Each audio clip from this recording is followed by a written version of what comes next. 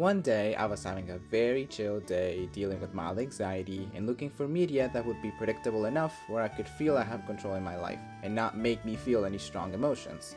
So I decided to go down my favorite road, nostalgia, where I could go and romanticize how great and awesome my life was 10 years ago. That's why I still play with my Nintendo 3DS. But this time, I was scrolling through my iPad and remembered an old game I used to play. I played for a whole month and never played it again, but I remembered it being a good time.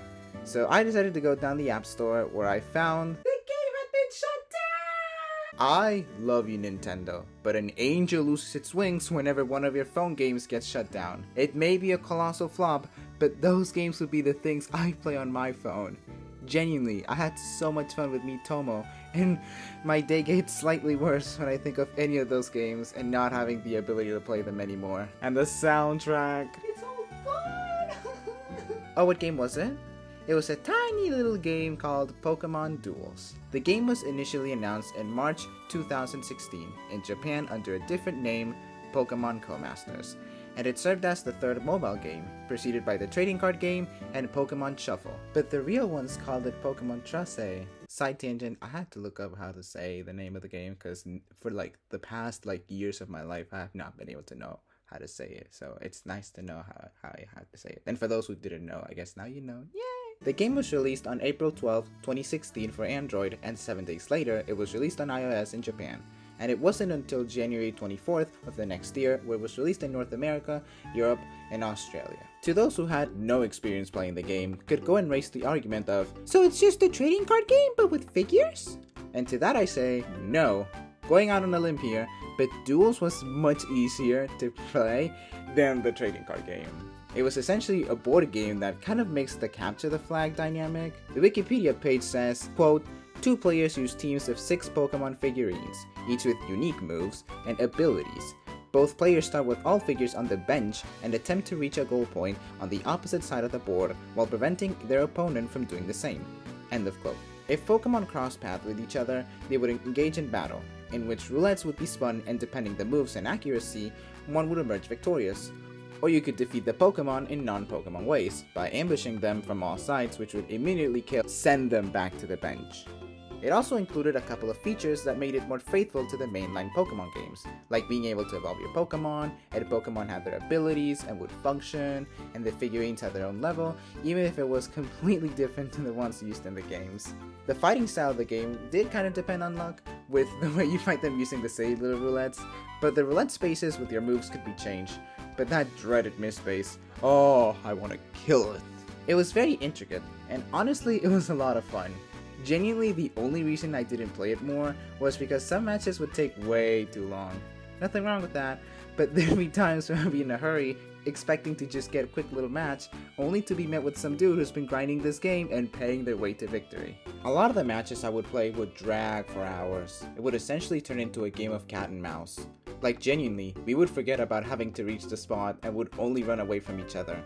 I guess having a Cyndaquil in my team facing fully evolved Pokemon plus legendaries wasn't the best idea, and it would always get defeated. It was essentially just my lucky charm, and I was just happy to see the little thing there. I don't recall ever spending money in the game either, but I do remember always grinding the hell out of the game to get gems and able to get the cool stuff. But to be fair, the feeling of getting stuff like that was incredibly rewarding. That goes for any game with that type of mechanic. Which is another aspect that didn't go well with people. In-game purchases.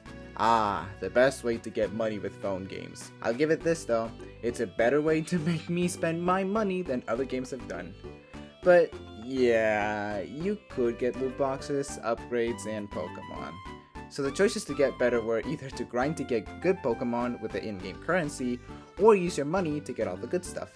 Thankfully, the game had an in-game mechanic where you would only fight people with similar levels to you depending your Pokemon, so it was never a thing of a god of destruction versus tiny little you. Unfortunately, on October 31st, 2019, the Pokemon Company announced it would cease the mobile services of Pokemon Duel, rendering it dead, not being able to be played anymore. You cannot download the game anymore, but if you purchased it, you're able to re-download the game, but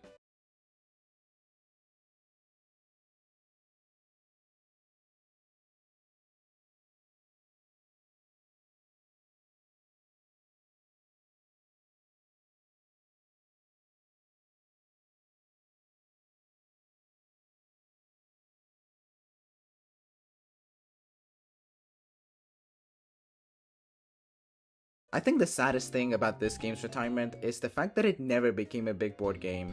The game was actually buckets of fun. And the best part, they would have sold so many Pokemon figurines. Can we actually talk about that? The Pokemon weren't just some boom PNG of a Pokemon. No. It would be an actual Pokemon figurine with its own environment, and action, colors, full of personality. They were so pretty. I mean, look at this Cyndaquil one.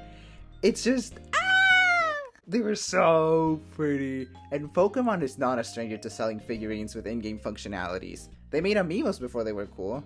They made tiny little figures compatible with Pokemon Rumble U for the Wii U. Except this time, it would be for the board game.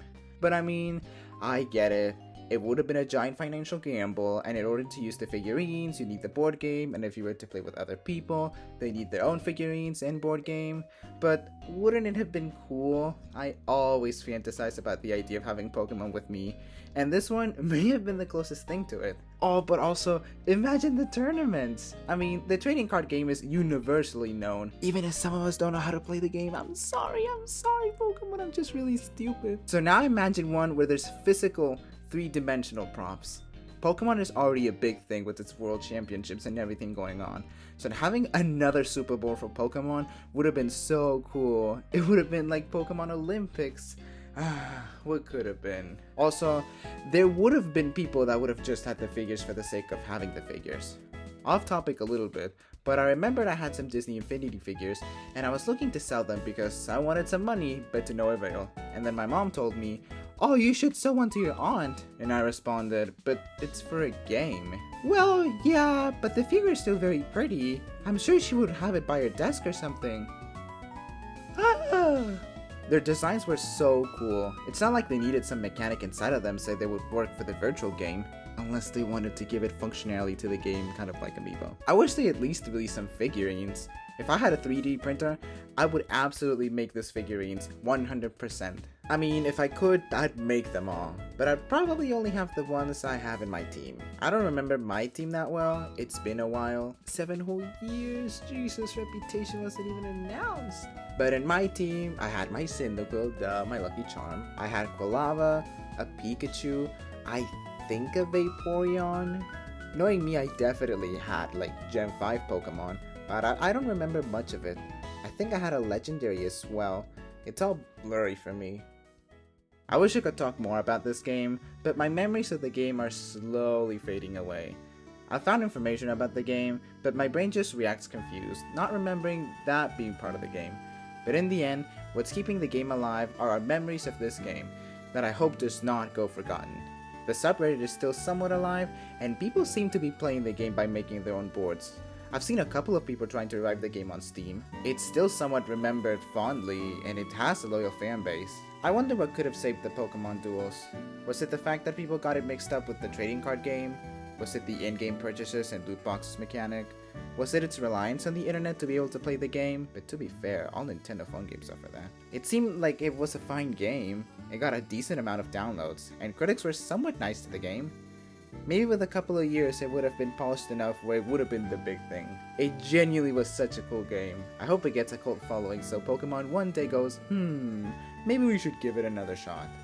But until that happens, I will keep imagining the possibilities of owning that Cyndaquil figure, and the hope that maybe one day the day will come, where I get to participate and be absolutely destroyed by someone with a Zapdos in their team. I think the worst part about it is that I think I have a distinct memory of playing the game just before it closed down. I think some of the services, because I do remember checking it, but I guess not. I may be imagining things because I don't remember it clearly. Again, my memories of this game are very, very blurry, but I still remember this game very fondly.